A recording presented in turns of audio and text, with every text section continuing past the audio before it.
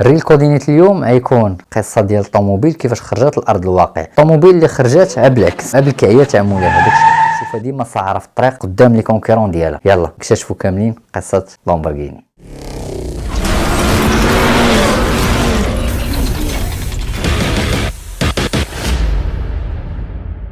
طوموبيلة لامبورغيني او ماركة لامبورغيني تسمات نسبة لمولاها فيروتشيو لامبورغيني، عام السمية ديالو باين عليه طالياني. فيروتشيو لامبورغيني تزاد في الحرب العالمية الاولى في الطاليان، كبر مع والديه اللي كانوا فلاحة عاديين، ناس بساطين ولكن كانت فيهم شوية الإعاقة. الميول ديالو هو ما كانش للفلاحة بتاتا، كيكبر والميول ديالو كيمشي جيت لا ميكانيك، جيت لوطوموبيل، جيت اي حاجة فيها ماشين. داكشي علاش ملي جات الحرب العالمية الثانية مشى للتجنيد الإجباري في إيطاليا، يخدم عسكري ولكن غيمشي للميول ديالو اللي هو لا ميكانيك، غيخدم ميكانيسيان في البارك ديال المعدات الحربيه اللي كانت ديك الساعه عندهم، وهذا الشيء كان في اليونان. من مور فساد الحرب العالميه رجع لبلادو اللي هي ايطاليا، وفين غيرجع من طبيعه الحال المزرعه تاع والديه. هنا الافكار ديالو غيتبدلوا شويه، علاش خدا تجربه من مور الخدمه اللي خدمها في البارك وفاش كان ميكانيسيان. هنا جاتو الفكره علاش ما يطورش المعدات الزراعيه بالطريقه ديالو. شنو غيدير؟ غيشري لي موتور اللي كانوا بقاو من المعدات الحربيه من مور فساد الحرب وغيستعملهم ويخرج منهم ويصنع بهم تراكتور ديال الفلاحه. حتى لهنا الفكره راه غادا مزيان. صوب التراكتور الاول، من موراها داز صوب التراكتور الثاني اللي سماه لامبورغيني. شركه لامبورغيني ديال التراكتورات بدات تكبر، يعني الإعاقه ولات كتدخل، الصرف ولا يدخل، واي واحد كتدخلوا الإعاقه طوموبيلات. هنا فيروتشي لامبورغيني ولا عنده واحد البارك اللي مكون من 5 الانواع ديال الطوموبيلات، ماشي 5 طوموبيلات، 5 الانواع، 5 الماركات. كانت عنده الفا روميو، مازيراتي، جاكوار، مرسيدس وفيراري. هاد فيراري هي اللي جبد المشكل وجبد النحل على راسها. الفيراري اللي كانت عنده فيراري جي تي 250 كانت مزيانه، كيسوقها مخير، ولكن مره كيبانوا ليه مشاكل في لومبرياج. كاي واحد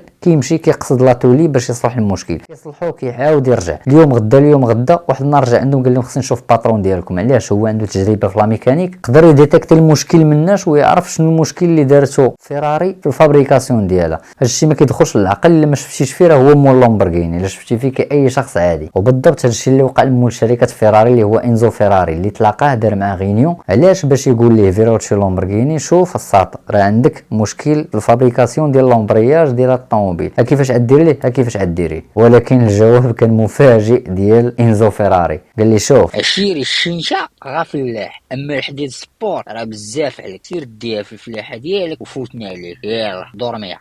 من طبيعه الحال يكون قالها ليه بطها ليه نيه وتخزز عليه. الاخر بقات حاصله ليه هنا، ما بغاتش تصرت ليه. هو خارج وكيفكر عن نفس هذا السيد وغندير طوموبيلات احسن من الطوموبيلات اللي عند فيراري، طوموبيلات رياضيه وما يكونش فيهم هذا المشكل هذا ديال لومبرياج. داكشي اللي دار خونا، خدم مطاور عاوتاني المره الثانيه، ما تلاحش يصنع طوموبيل بوحدو، بالعكس بيكا جوج لي زانجينيور من عند شركه الفيراري، اللي قلنا دار لهم الشغل ديال المغاربه. وفضل هاد الجوج قدر يصاوب لامبورغيني 350 جي تي. من الرقم غيشوفوا صاحبنا انزو فيراري غيتخلع. علاش؟ هو عنده 250 جي تي، قال لي ما تعرف والو، انا فتك 350 جي تي. وبالفعل ديك الطوموبيل كانت زايده بزاف الحاجات، حتى في معرض شافوها بزاف الزوار ولا الاقبال على الطوموبيل. وهنا غتبدا المفاجاه اللي هي لا كرياسيون ديال شركه اوتوموبيل لامبورغيني. يعني لامبورغيني غتولي تصاوب طوموبيلات، ما تبقاش تصاوب تراكتورات. وتخيل لي رده الفعل ديال انزو فيراري فاش يسمع هاد الهضره، ان لامبورغيني راه دار شركه ديال الطوموبيلات وسيارات رياضيه. تراه معايا ما كانش. هاد الشركه من هنا بدات الانطلاقه ديالها، دار ليها اللوغو ديال الثور. علاش؟ كاين بزاف على حسب شنو كيقولوا انه كان مولوع بالمصارعه ديال التيران اللي كانت كتعجبو هاد الرياضه بزاف، واختار الثور اللوغو نسبه لديك الرياضه اللي كتعجبو. ومام طون فكر ان الثور حيوان اللي هو قوي، الطوموبيل ديالو غتكون قتاله في الطريق. الشركه بقات غادا مزيان، كتصاوب طوموبيل مور طوموبيل وكتخرج موديل مور موديل. مثلا جي تي 400، ميرو لابي 400، لامبورغيني اسبادا ولامبورغيني اسليرو 400. هادو من طبيعه الحال راه كاين فرق زمني ما بين وحده والوحده في التصنيع ديالهم. طاليانيين ما كاين عاد الطوموبيلات لامبورغيني. نعم سيدي، هنا يبدا يتزعزع داك انزو فيراري. خليه موضوعه جاي في حلقه جايه، وفري كوديني جاي ان شاء الله نكملوا. الشركه بدات كتعرف، المبيعات كبروا، اللهم بارك. الايطاليين ما كاينه لامبورغيني. بقات غادا مزيان حتى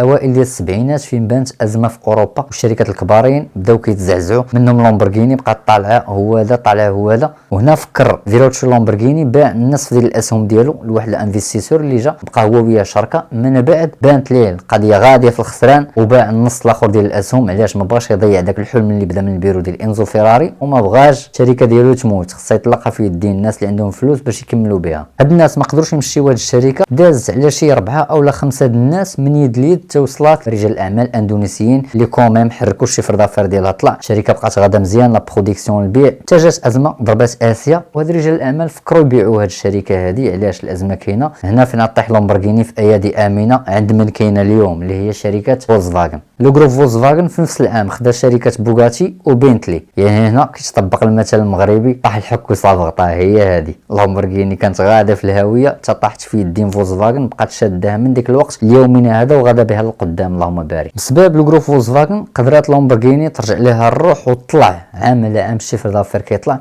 توصلوا 2015 كان عام استثنائي عند شركه الفولكسفاغن عند لا مارك لامبورغيني، حيت باعوا 14000 نسخه من لا فيرسيون لامبورغيني غاياردو. يعني هذا هو الشيفر اللي كان استثنائي. يقدر يبان لك 14000 نسخه رقم اللي هو قليل، ولكن هادو راه سوبر كار ما كيشريهمش اي واحد. يعني هنا نقدروا نقولوا بلي لامبورغيني فاش طاحت بين ايدين الفولكسفاغن راه طاحت في ايادي امنه، يعني البيع ديال الاسهم من يد ليد ما يبقاش، وافيكتيفمون داكشي اللي كاين. وباقا لامبورغيني شادها لو جروب فولكسفاغن يخرجوا لنا العجب ديال الطوموبيلات من طبيعه الحال. لي زيكسبوزيسيون فيما كيكون شي موديل يتحط في ان صالون ضروري ما تكون النتيجه مبهره ويكون الموديل خارق ماشي كاي موديل. يعني بسبب لو جروب فولكسفاغن ديك القضيه ديال الشركه بقات دوز من يد ليد سالات، والبيع ديال الاسهم سالا، حيت لو جروب فولكسفاغن عام على عام غادي مزيان بلا مارك. وهذا بحد ذاته هو الهدف اللي كان عند فيروتشيو لامبورغيني، تحقق اخر المطاف، ولكن من بعد ما مات فيروتشيو. والحلم الكبير ديالو اللي خرج به من البيرو ديال انزو فيراري هو يدير شركه اللي تنافس فيراري. افيكتيفمون وصلنا ليها اليوم، حيت المنافس الاكبر ديال شركه فيراري هي لامبورغيني، وخرجت للمارشي عاب الغدايات ديال فيروتشي لامبورغيني. داكشي علاش الطوموبيل ديما صار في الطريق. يلا تلاقاو فريل كوديني جديد وطوموبيل جديده. يلا.